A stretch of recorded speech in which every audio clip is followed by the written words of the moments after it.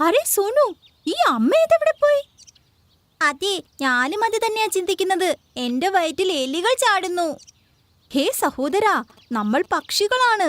എലികൾക്ക് മാത്രമല്ല, ഉറുമ്പുകൾക്കും നമ്മുടെ വയറ്റിൽ നൃത്തം ചെയ്യാൻ കഴിയില്ല. അപ്പോഴാണ് ടീനു പക്ഷി പറന്നു വരുന്നത് കണ്ടത്. അവളുടെ കാലുകളിൽ ധാരാളം ധാന്യങ്ങൾ ഉണ്ടായിരുന്നു. അമ്മ വന്നേ! ടീനു കൂട്ടിൽ വന്ന് എല്ലാ ധാന്യങ്ങളും അവിടെ വെച്ചു. അവൾക്ക് ശ്വാസം എടുക്കാൻ പറ്റുന്നുണ്ടായിരുന്നില്ല. ദൈവത്തിന് നന്ദി, സുരക്ഷിതമായി എത്തി.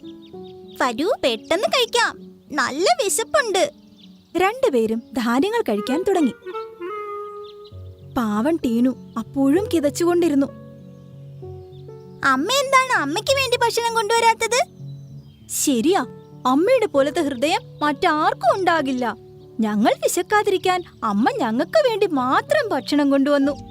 ഞാൻ ആ 10 ധാന്യമണികൾ നമുക്ക് 3 പേർക്കും വേണ്ടിയാണ് കൊണ്ടുവന്നത്. നിങ്ങൾ അവയെല്ലാം കഴിച്ചോ? നമ്മളോട് നേരത്തെ പറഞ്ഞിരുന്നെങ്കിൽ നമ്മൾ അങ്ങനെ ചെയ്യില്ലായിരുന്നു. നിങ്ങൾക്ക് മനുഷ്യത്വം തീരെയില്ല. അമ്മേ, നമ്മൾ പക്ഷികളാണ്. നമുക്ക് എങ്ങനെയാണ് മനുഷ്യത്വം ഉണ്ടാകുന്നത്?